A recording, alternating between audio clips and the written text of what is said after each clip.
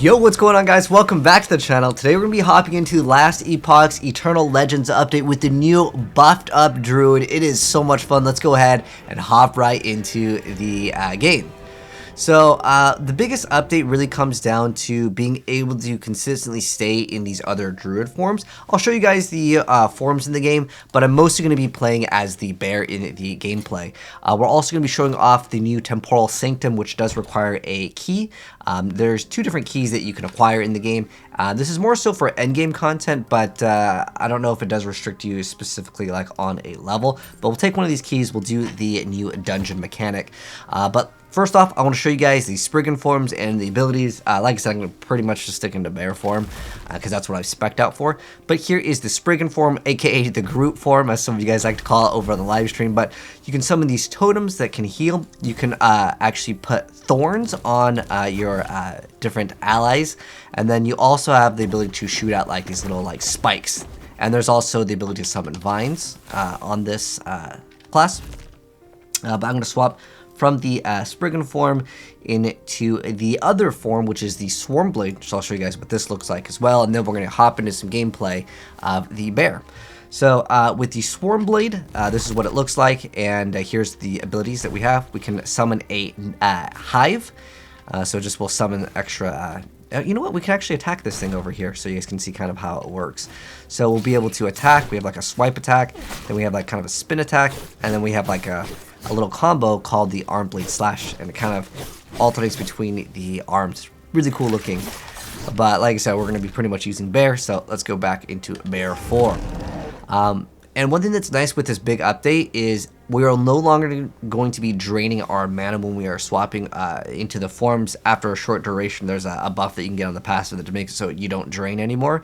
As long as you haven't used an ability within the last few seconds, it won't continue draining. But pretty much all of the mana costs, which is now going to be like a rage, they actually swapped up that mechanic, so it's a lot easier to consistently stay in whatever form that you want. For the most part, there are some other items that you can get that can also help out with that. But what we're going to do is go to the Temporal Sanctum, because that's where the new mechanic will actually be.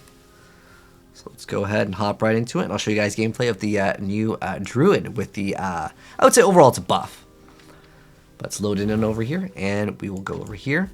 And so this is the new mechanic, the Temporal Sanctum. This is how we're going to get our legendary items, which will take a item that has legendary potential. And I'll show you guys kind of how the mechanic works as long as we are able to survive it. We should be able to do it. So each attempt, if we do die, it's basically rip the key. You just get this by doing endgame content. So I had to level up this Druid. Now there are different tiers to these dungeons. I'm going to do the level 1, which is level 55. The other one's level 80. We're not even close to that. Well, we are 71 right now. We will more than likely not survive it, especially if I'm going to be commentating and like explaining things. I'm just going to do it on the first tier. But in terms of the mechanic, in terms of like the gameplay, it's going to be the exact same. It's just I'm guessing more damage and stuff like that. So this is Temporal Shift, which I've covered before when I showed off my other build, but I haven't shown you guys the Druid, and a lot of you guys wanted to see some more gameplay of this game, at least via the views on my last video. A lot of you guys really liked it, so yeah. So in terms of our build on the bear, I use F to transform, so I'm not going to be transforming out of Druid, really, unless I somehow got Legendary already. This area tends to have pretty good drops, too. So usually I'd clean up this area pretty good, but for the sake of this being like a quick little YouTube video, I'm going to kind of rush things a little bit. So I use E, which is called Swipe, and it's going to be building these stacks that's going to grant us more crit. And in fact, if you see our crit, well, right now it's 600%, but it's because we have a Shrine buff. Eventually it will be like 100, it's like 101. It's like barely at over 100% crit. But how this build works is when I use my charge ability, it will roar when it's finished, which will put roar on cooldown, and I'm going to get a bunch of different buffs from the roar. Specifically just more attack speed, I have some, I believe more crit, and then I can move faster. And so this Temporal Shift lets me walk through walls that normally I wouldn't be able to because you're shifting between times. It's really cool. And then I have this skill called Maul. Some of these skills got reworked / are new.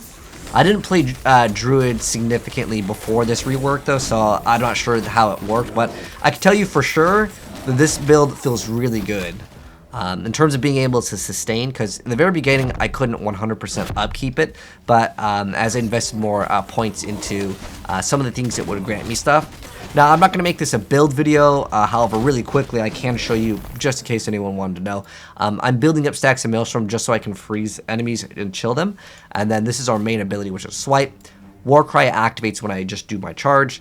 The summon Spriggan. This is the pet that I have. I'm only allowed to have one pet because I spec'd out for that, so the pet's like a little bit stronger and it guarantees more damage as long as I only have one pet. And then here's our Werebear form. Like I said, I don't mean to make this a build guide. There's also 4 points into Ursine Swarm. I know my face is blocking this one, but pretty much that's the build. Like I said, I'm not gonna make this a build guide because I don't know if this is actually 100% efficient.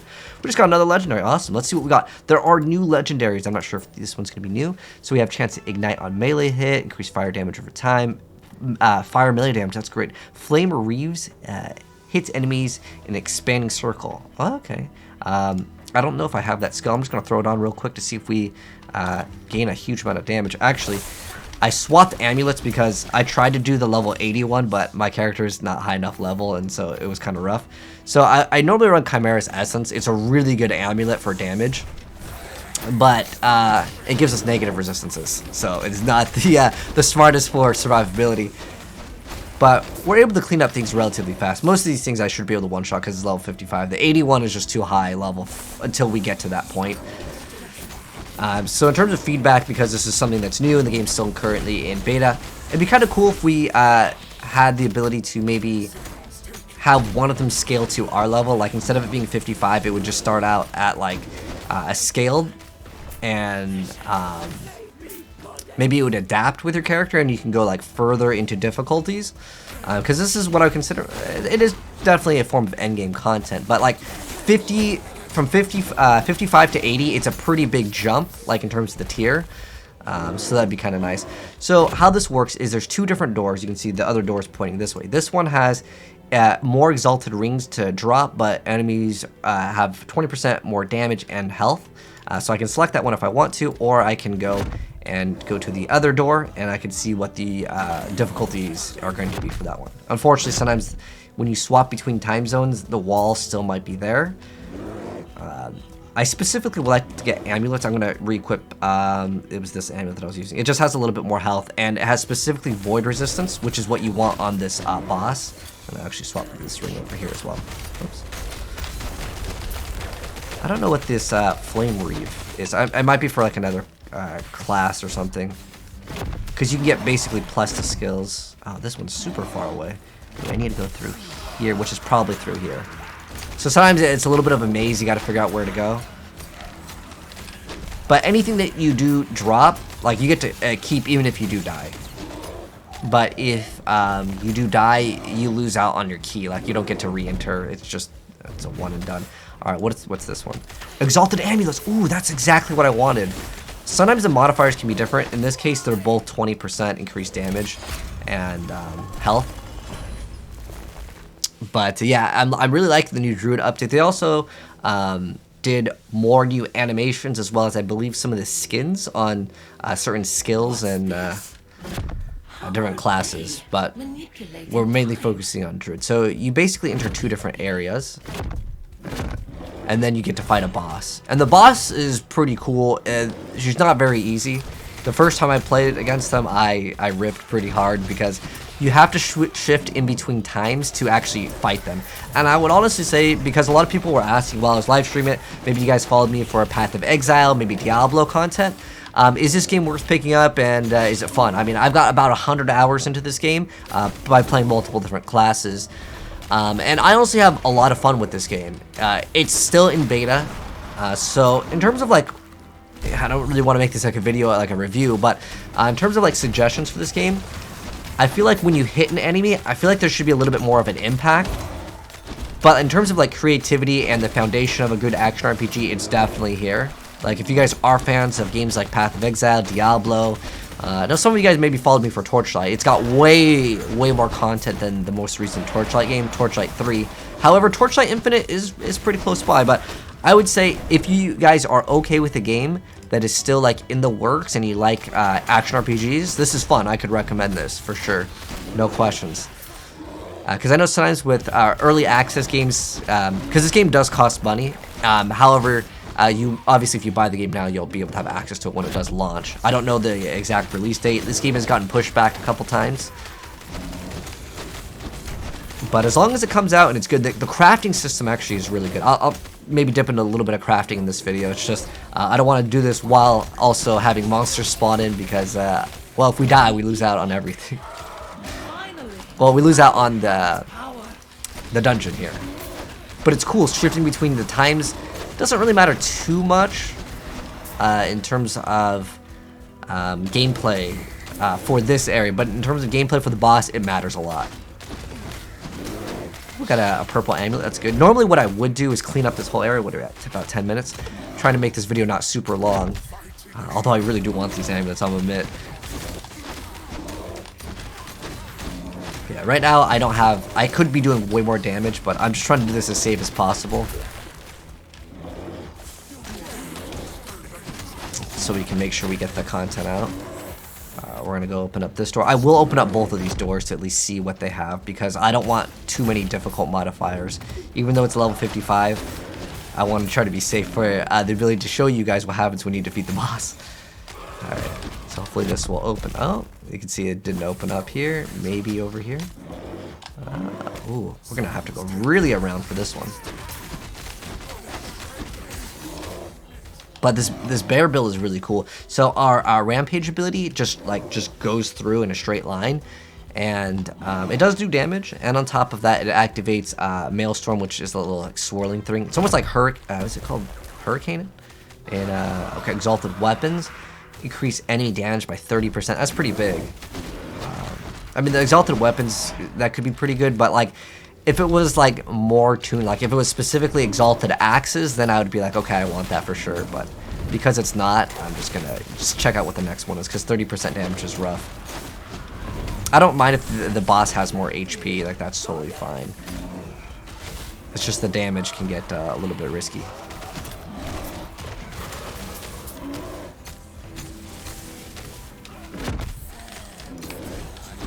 But anyways, yeah, going back to what I was saying before, since the area level is like 55, it's just kind of rough for XP. I think a cool approach would be like the Diablo Torment system, whereas like, yeah, it gets harder, but it's still like the enemies scale to your level, if that makes any sense. Let's see what is this? Let's see. It's something about crit strike multi, and that's why I do rely on. You can see my crit strike chance is 111, so I have over 100 crit. Throwing crit multi. Okay, I'm not gonna be able to use that.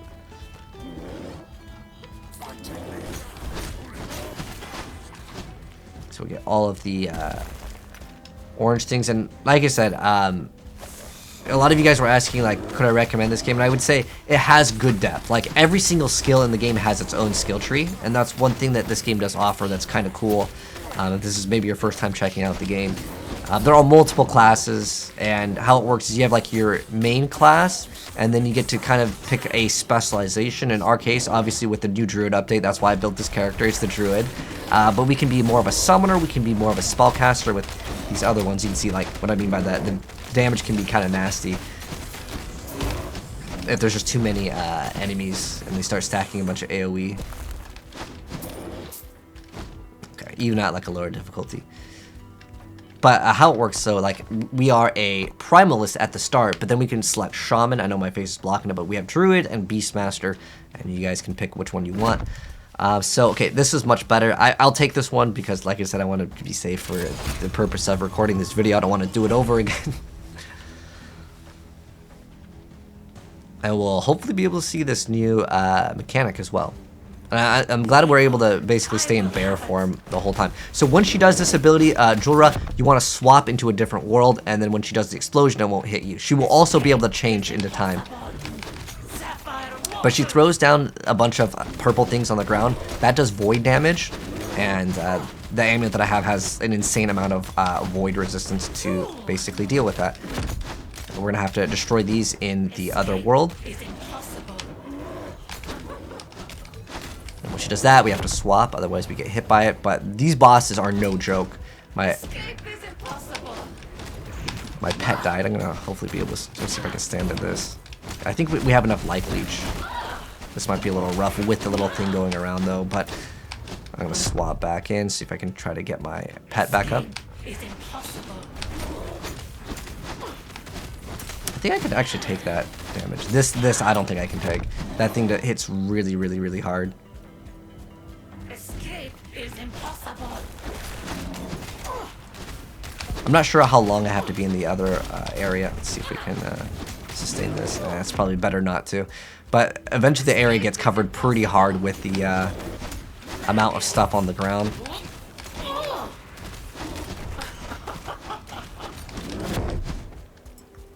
My pet died again, so I'm gonna have to sit over here to try to res him. He actually is worth resing because he has so much crit. I'm gonna have to go over here.